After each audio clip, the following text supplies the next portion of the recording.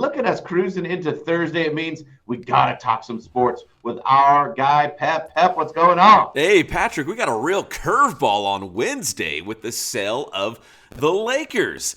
The Buss family selling a majority of their ownership to Mark Walter, who is the lead owner of the Guggenheim Group for the Dodgers. So the Dodgers owner, Mark Walter, will now be the owner of the Lakers for $10 billion. I can't even afford to buy a fantasy league team, let alone a professional franchise. So he's going to own both of them here in Los Angeles, two of the biggest sports brands in the entire world. 10 billion. So it does make you wonder, how would Jerry Buss, the doctor, feel about this? Is he rolling over in his grave? Would he want to keep it in his family for generations to come? At the same time, 10 million. Or 10 billion, excuse me. Does this change anything, right? I mean, clearly they know how to run the Dodgers. Now it looks like maybe they'll be running the Lakers. I mean, this could be a good thing for sure, man, but 10 billion. Wow.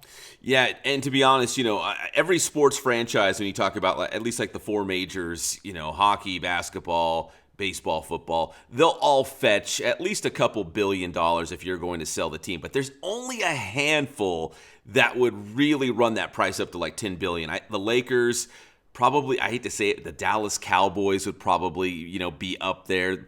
There's not a lot of teams, that are iconic and worth this much money. So to see the ownership hands change. Again, I had no, I don't know if anybody saw this coming. Apparently, this Mark Walter guy had the first right of refusal. That he always wanted that chance. If the Lakers ever came up for sale, he wanted to be the first guy in line to buy them. And I don't know if this had been ongoing behind the scenes in the works, but man, the deal got done fast. For what they say, Mrs. Buss will still be a part of running the Lakers, maybe the day-to-day operations. And then there's also, a rumor that even the doctor knew about Mark Walter and thought that if it is going to go to anyone, it should go to him if it's not going to be in the Buss family.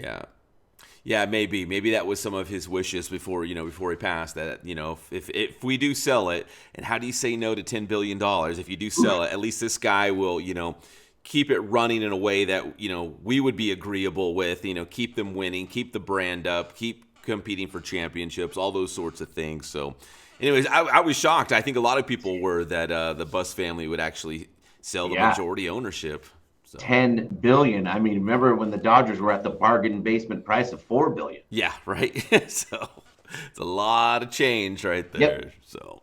All right, so let's talk some NBA as well, because we got NBA Finals, Game 6 tonight. This could be the last night of the NBA basketball season. OKC, the Oklahoma City Thunder, up 3-2 on Indiana, and Indiana might not even have their top player, Tyrese Halliburton. My guess he will play through this calf injury, but even with him on the floor, but not 100%, I just don't like the Pacers' odds tonight. I think it ends tonight.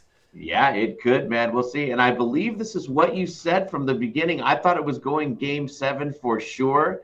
And you were like, probably in 6. Of course, we didn't know about the Halliburton thing, but it happens. And it has happened. And it's probably really bad for the Pacers. Yeah, I wanted a Game 7, right? I love it when it comes all down to one single game to decide the champion. I just don't see Indiana rising up and beating Oklahoma City, who I feel like the last game or two, they've really excelled, especially defensively. I had no idea Oklahoma City was this good defensively, because when I think about the Thunder, I think about their big-time scores. I'm like, man, how do you stop them from scoring? But then the more I watched them and read into them, it's like they actually hang their hat on defense. Like, they're one of the best defensive teams in the NBA. Yep, it is true. So we'll see if it ends tonight. Game 6 between the Pacers and the Thunder. So we got NBA Finals. We got baseball, man, that big juicy series with the Padres and the Dodgers.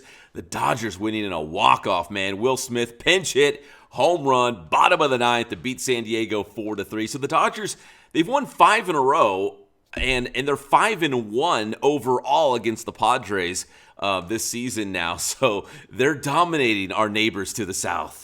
Always a good sign, too, when the other guys do it.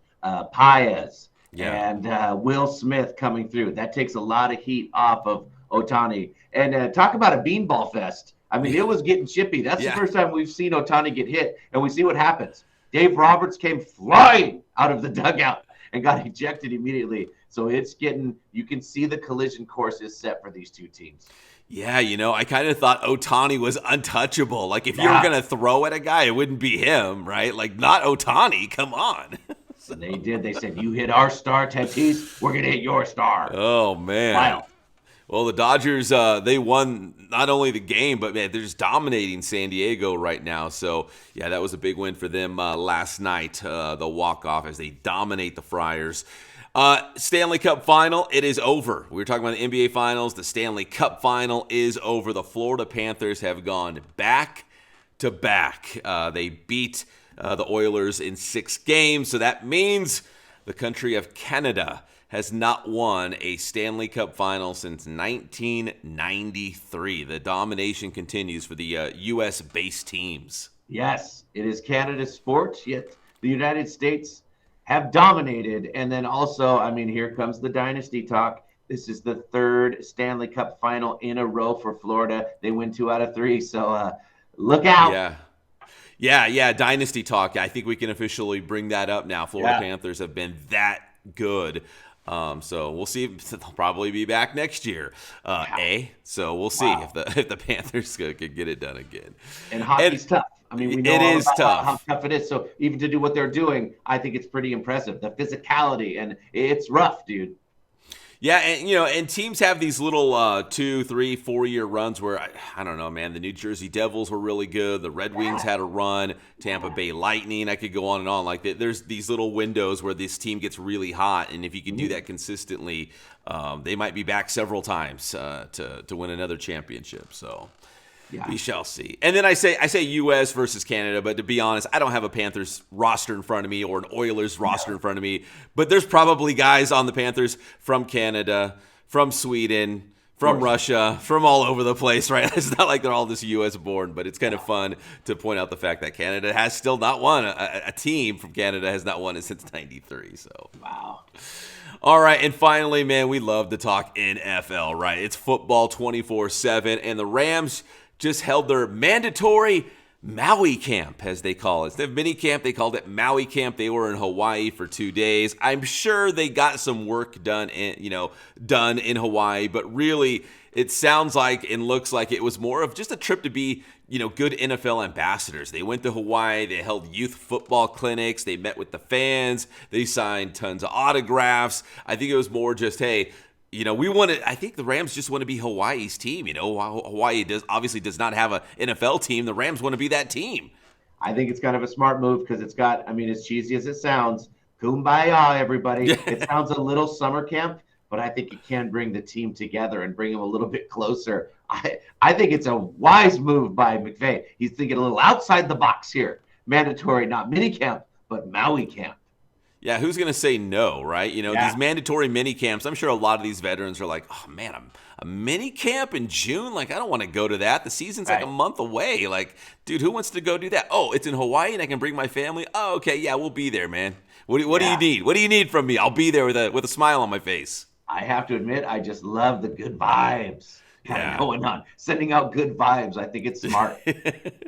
Yeah, McVay, he always finds a way to motivate his guys. So if you have to have a mini camp, do it in Hawaii, and then also, what a great way to bring NFL to the island and try to be Hawaii's team. That's another TV market. Maybe all the Rams games are gonna be played over there. So there's probably financial ramifications too, just them going over there and doing stuff like this.